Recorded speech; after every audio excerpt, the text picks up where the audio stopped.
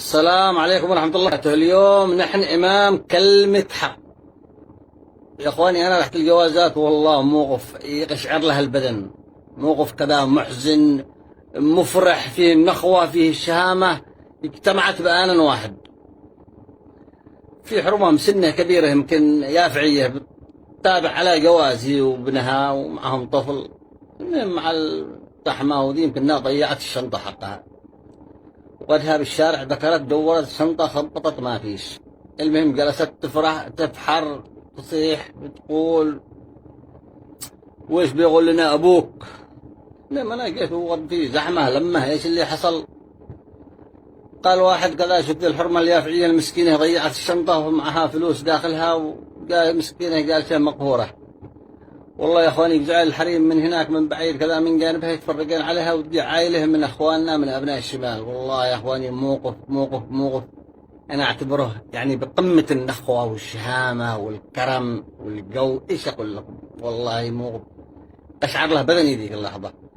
قالت ما بش يمي ما بش تبكين، قال ضيعت الشنطة ب 1800 ريال سعودي. فرقت لعند زوجها قالت محمد بكني، يناولها كيس كذا والله يا اخواني تخرج 3000 سعودي وتطرحها بيد الحرمه هذه اليافعيه و100,000 ريال يمني. قال والله بنش بزها. اقسم لكم بالله انا جسمي تقشعر من ذا الموقف. اخواني في نخوه، في احساس. شوفوا السياسه هذه لا تلخبطنا. شوفوا هذا موقف امانه، اقسم لكم بالله موقف عائله من ابناء الشمال مع عائلة يافعية. والله مدت لها 3000 ريال سعودي و100,000 ريال يمني، وهي ضيعت 1800 سعودي، جابت لها 3000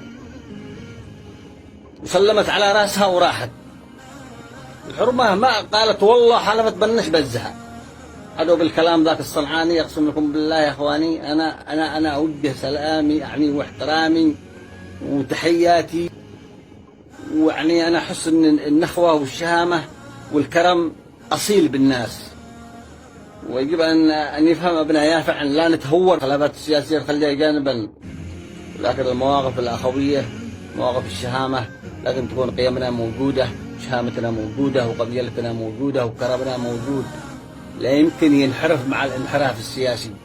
صنع سمعي وعادا بعيوني بصري، صنع سمعي وعادا بعيوني بصري، وفؤادي نذرته لاتحاد الأكبر، وفؤادي نذرته لاتحاد الأكبر.